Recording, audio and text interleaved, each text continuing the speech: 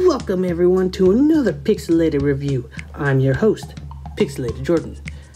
So this is definitely different from what I usually read or review on here. This is a dark fantasy romance. Now I'm not into that dark fantasy romance because it's just not up my alley. I'm more of that YA, adventure kind of thing. That's kind of where I'm at right there. Young adult stuff, I like that stuff. But this right here caught my attention in particular, not only in its book art design. I mean, seriously, look at that book art. It looks great. But also the concept of it, of she becoming trained basically to be a god, and then she ends up going like, yeah, I'm gonna say forget these gods and kill them myself. Which I was like, ooh, I like the concept. I like the idea. And so, yeah, and I actually did have some things to say about it. I didn't expect much from it, to be completely honest, but I kind of was impressed in a sense. So, but we'll get all into that and all that meet and greet stuff. So, yeah, so without further ado, let's start this review.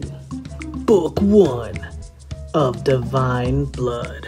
Our story starts with a birth, and the birth of Corvina.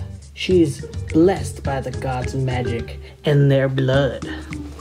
And yeah, I mean, it's pretty messed up, honestly. This is, basically, if you want to say anything about the church that they reside in, yeah, it's basically like a devil kind of church, because they're just so bad, so evil. And the thing I kind of liked about this whole kind of scenario where they're building up this kind of monster inside of, Corvina, and it just builds and builds and builds until she finally snaps. And it does actually come in really good plays here, like it does. Now, there is a romance plot in here with one of the knights and Corvina. That's a thing, so if you're into spice in your books, this is definitely one of them. So, enjoy that. For me, like I said, it's like, whatever. That's just me. Like I said, I'm not a target audience for this, I can tell you that right now. Anyway, but this book gets gory, and it gets really abusive, and it gets crazy ridiculous. But the ending's pretty cool, because she actually becomes, powerful. I mean, straight up powerful. So, yeah, and she kills the gods of that. And the only thing I can say that I really am kind of disappointed in with this book, it's that it really takes its time. It's such a slow burn. Some people may like that, some people might not. Me personally, I kind of felt like the story dragged on for too long, where it can kind of just get boring. However, I did really enjoy when it got to these sections where she's trying to unlock her magic and other things where it just, explodes and the action stuff, and it was absolutely something to think about.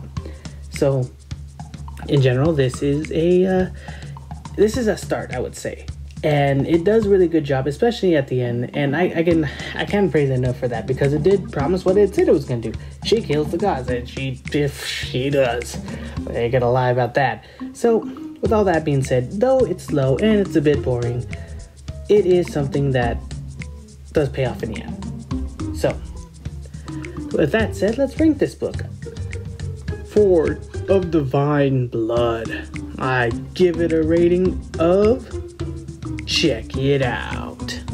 Book 2 of Divine Light. Of Divine Light is very similar to the first, but different enough, but it does change things up.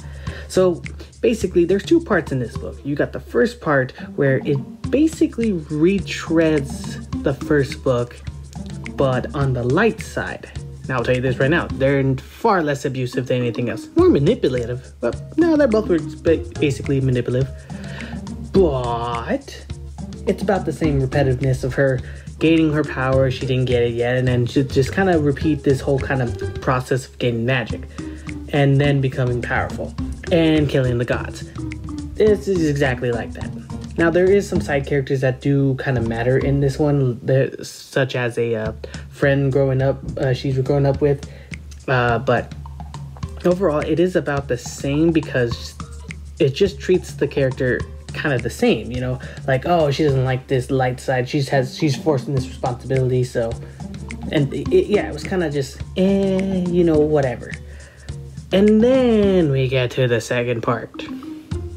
That's when the Corvina, crap, I forgot her name. I'm just sorry.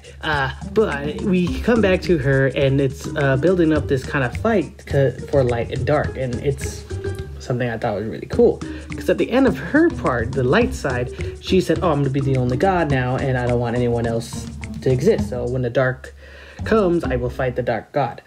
And, well, Corvina didn't really care about that. She's like, oh, I'm not going to do anything. Until, like, people do tell her about it, and then like, okay, fine. I'll go check it out, I guess. And they do confront it. It is kind of intense because they both live technically similar lives, but different. I would argue the light side kind of, exploded a little bit more than maybe she should. But hey, you know, whatever. People take things differently, you know.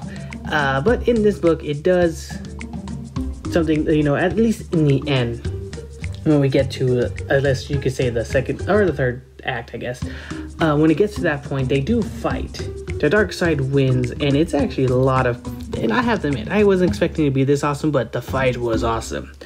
I was like, oh my god, it was everywhere. They were using powers, like they taught it, like the books teased that from the beginning, and it was a lot of fun. I wasn't expecting that, but I was like, yeah, this was really cool. However, the only thing that drags it out is the repetitiveness and how it gets some boring.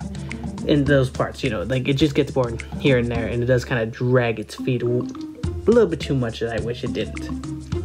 So yeah, other than that though, yeah, the climax, definitely worth it, I argue, and the way it ends too is kind of like, oh, it's bittersweet, but it's good.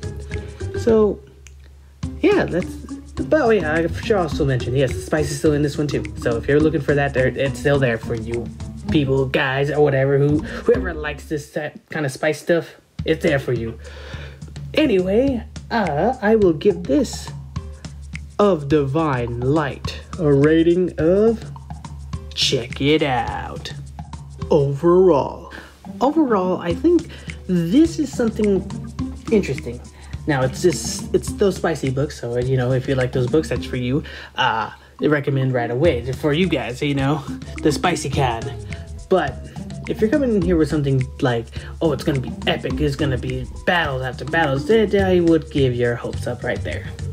It is good when it gets to those points, but it's such a slow burn, and there's very little meat into that area if you wanted something more. I didn't mind the whole slow burn thing, but it was different for me to experience. However, it did pay off in the end, and I did really enjoy it. I can't say it was bad. So, like, there's things I can safely say I didn't like because it's just not my alley of books. Like I said, I'm definitely not the target audience for this. That's without a doubt. But if you're one of the people who like dark fantasy romance and really want to experience some of that spice, I guess, in your storytelling, this is definitely something I can recommend. Other than that, if you're not into books like this, you have to like books like this, put it that way. If you're not, then I don't recommend it. However, I did enjoy it. It is something I could say it's different. It had a lot of fun.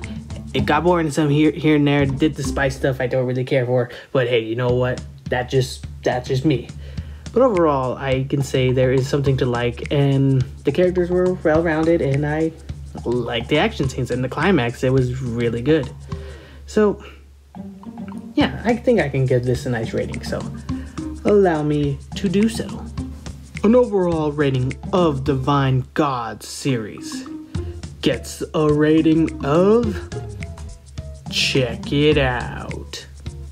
Hi guys, I want to thank you guys all for watching. I really do appreciate it. If you're interested, I have plenty of more books. And on top of that, did you know I am an author myself? That's right, I'll have a link in bio to this book and other books down below. So if you like this book, go ahead and check mine out if you feel like it. But then again, it's up to you. So thank you again guys for watching, and I hope you all have a great day.